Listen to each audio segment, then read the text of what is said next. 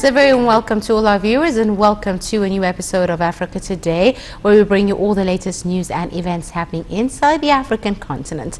My name is Angie Meher and I'll be joining you for today's edition. Of course, we have a lot in store for you, so let's start straight away by taking a look at some of the news making the headlines, starting with the Sudan peace talks with rebels that began in Juba, the capital of South Sudan, during the weekend. The Sudanese government spokesman said the parties have agreed on categorizing the sequencing the negotiation issues. We have more details in this story.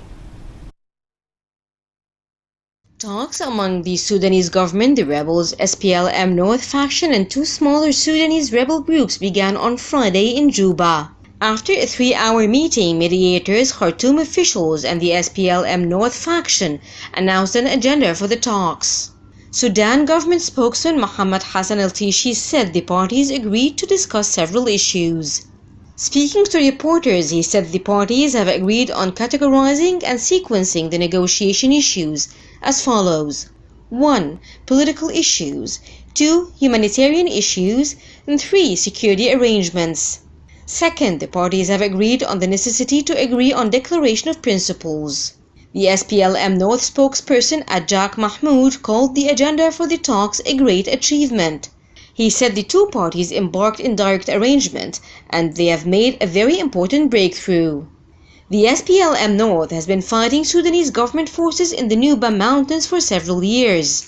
Turkiu Gatluwak, the security advisor to South Sudanese President Salva Kiir, is leading the talks. He said the agenda gives the parties a clear direction to follow during the negotiations. The optimism was a marked turnaround from Tuesday, when the SPLM North faction said it was suspending the talks, accusing government forces of bombing villages in the Nuba Mountains and killing one person. The government delegation denied playing a role in any attacks in the area and said the incident involved traders and cattle herders. The South Sudan-sponsored talks in Juba are expected to last 2 months. Similar talks mediated by the African Union over the past 10 years failed to resolve the conflict between the rebels and the previous Sudanese government led by former President Omar al-Bashir.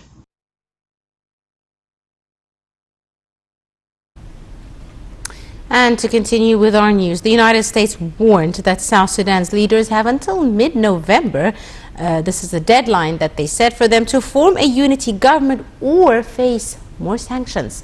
More details to follow. A senior U.S. official warned last week that the U.S. may impose sanctions on South Sudan's ruling elite if leaders fail to meet a mid-November deadline to form a unity government. The world's youngest nation, South Sudan, plunged into conflict 2 years after separating from Sudan and gaining international recognition in 2011. The country's feuding factions agreed last year to form a power-sharing unity government as part of a deal to end the war. The deadline is November 12. The U.S. could levy sanctions under the Global Magnitsky Act, a 2017 law that targets human rights abusers and their families by imposing travel bans and freezing their assets. U.S. officials said the U.S. is not considering broader sanctions targeting South Sudan's economy, such as its oil, because they would risk worsening the plight of people who live in a country that is partly dependent on foreign aid for survival. The conflict between forces loyal to President Salva Kiir and former Vice President Riek Machar has led to nearly 2 million people fleeing the country, mass hunger and atrocities. Welcome back, ladies and gentlemen. I'm now delighted to be joined over the telephone by Dr. Salah Abdullah, political analyst. It's a very good afternoon to you, Doctor. Good afternoon. Welcome. Thank you very much, sir, for joining us. And of course, today we're discussing the latest developments in South Sudan. And as you heard in the report we just played, South Sudan is supposed to have a deadline, which is mid-November, to form a unity government, or the United States has already threatened them with sanctions. How do you see the latest developments in South Sudan? The question of South Sudan is a bit complicated. Yes. You know, they sign peace agreement, but when they start to change what is written to a fact on the land, you know, many problems usually happen. Because every tribe wants everything. They want the power, they want the money, they want everything. One of the main problems which happen is the number of states, because every partner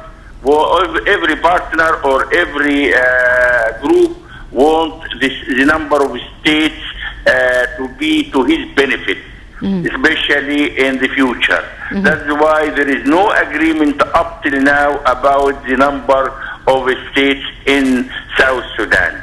You know, there is a deadline for the post-partners in South Sudan to arrange a united government or joint government before November. But now we are in October and the time is going on. That's why the United States gives this warning to post-partners in Sudan, in South Sudan. Today, Mr. Mashar, the Vice President, he reached go back to start 2 days negotiation in the way how they can push things forward and trying to find a solution for the conflict. Of course, in this time, the world are following what happened in South Sudan. Before, there was many peace agreement, but it failed at the end. But my feeling that this time is different. You know, the whole world are following the peace agreement in South Sudan. The neighbor countries, especially Ethiopia and Uganda, are pushing towards peace in South Sudan. The United States are keen to finish this conflict. I think at the end we will find a joint government and they will solve the problem of the number of states which are causing this conflict. Indeed. Dr. Salah, now the United States sanctions, if imposed and previously were imposed, touched on issues related to freezing assets and travel bans, etc. But nothing about the actual economy, nothing touching the actual South Sudanese economy itself. Why do you think this is so, Dr. Salah? You can't have a real economy in a country like South Sudan before peace settlement, because non-security, there is no security in South Sudan. So if there is no security, there will be no investment, there will be no anybody can put his money for any project in South Sudan. You know, first of all, war must stop, peace must be settled, security must be strong. There will be a government which can carry the responsibility. Then we can look how to find to prepare the economy in South Sudan. Yes. But you can't find a real economy in South Sudan without peace, without security. Indeed. Up till now, there is no security in South Sudan. Up till now, there is no peace. Up till now, there is a civil war. Although it's more quiet now, there is a ceasefire now, but every partner, every group is ready for the other. So unless they pass this conflict, then you can look for a better economy, you can look for investment. The investors from other countries can come to South Sudan and to have a project, but before that, it will be very difficult. Indeed. Now, Dr. Salah, how do you describe the Egyptian role in the developments in South Sudan? Cairo has said peace negotiations and has held several meetings amongst the conflicting parties in Egypt. For example, the latest one being in Al-Ain al-Sukhna last September. How do you see the role Egypt is playing and the importance of South Sudan reaching some sort of agreement? Egypt is playing a positive role in South Sudan. Number one, from the political side, of view, Egypt is encouraging both groups in South Sudan to be in peace and to solve their own problems, to reach the unity of the country. And many meetings happen here in Egypt between both partners. And also, Egypt was sharing in the meetings which happen in Ethiopia and Yes. in Uganda and in the other neighbor countries in a way to encourage both partners in South Sudan for peace settlement and to change the peace papers for a real fact on the ground. Egypt is keen about the economy of South Sudan and is ready for having investment and to have a project in South Sudan after the peace settlement will be a real fact. Egypt is supporting South Sudan with many humanity aid like drugs and so on to decrease the suffering in South Sudan as a result of civil war. Yes. The peace in South Sudan is very important to Egypt because South Sudan is one of the countries of the River Nile, and of course we are keen about peace and stability and security Yes. in our neighboring African countries and especially in the river countries, the River Nile countries. Indeed. Dr. Salah, in your opinion, sir, what is the most important step that needs to be agreed upon and reach a final settlement for South Sudan? If in this visit of Mashar to Cuba, they reach a agreement on the number of the states in the South Sudan, this will solve 75% of the problems between the two partners. And the second step will be the government, the united government or the joint government. If these two steps happen, you can say that peace in South Sudan become a real and become a fact. But if they failed to accept the number of the states together, there will be no peace, and I think war will start again, and countries like the United States and other countries will have many, punishment for the leaders of the country from both sides.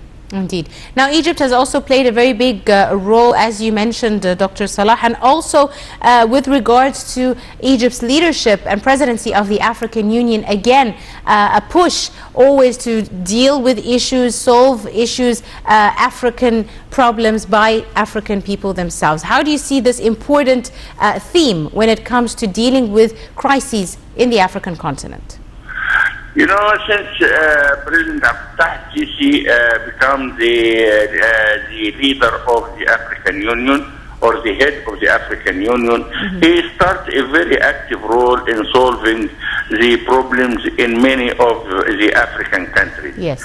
Is pushing towards peace and stability and fighting terrorists in the African countries. Of course, what happened in South Sudan, the African Union give a very important role to peace in South Sudan, and the African Union have a representative following up the steps of the peace settlement in South Sudan.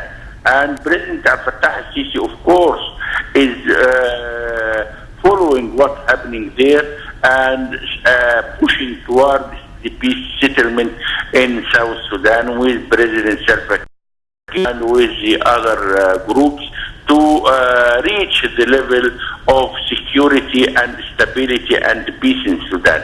And this is, of course, his policy in all the African countries.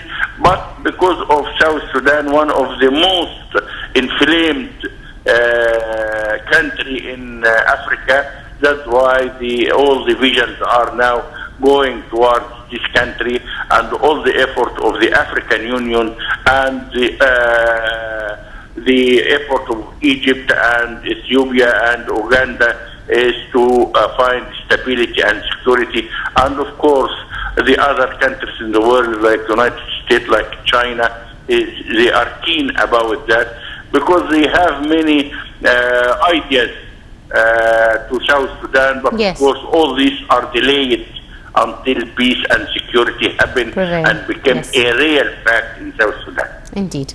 I'd like to thank you very much, Dr. Salah Abdullah, the political analyst and our guest for this afternoon's edition of Africa Today. Thank you very much, sir. And to wrap up our edition, we have another report, this time also about South Sudan, where unprecedented heavy flooding in South Sudan's Maban County has affected nearly 200,000 people, including refugees as well as host population. Situated in the Upper Nile State, the affected area is home to more than 150,000 refugees from Sudan. More details to follow.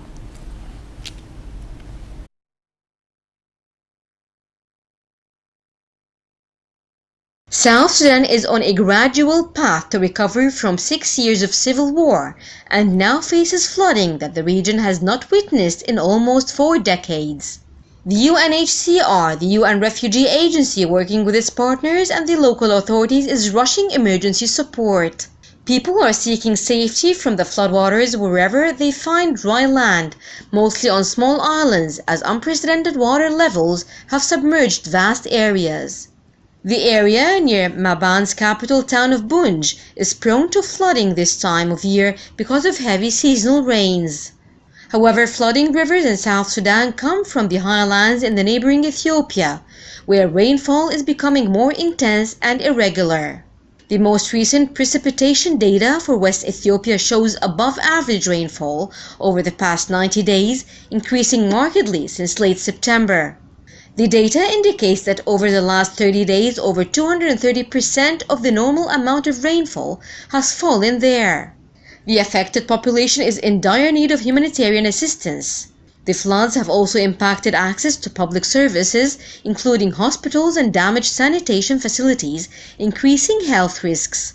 Currently, South Sudan hosts almost 300,000 refugees, mainly from Sudan's Blue Nile and South Kordofan.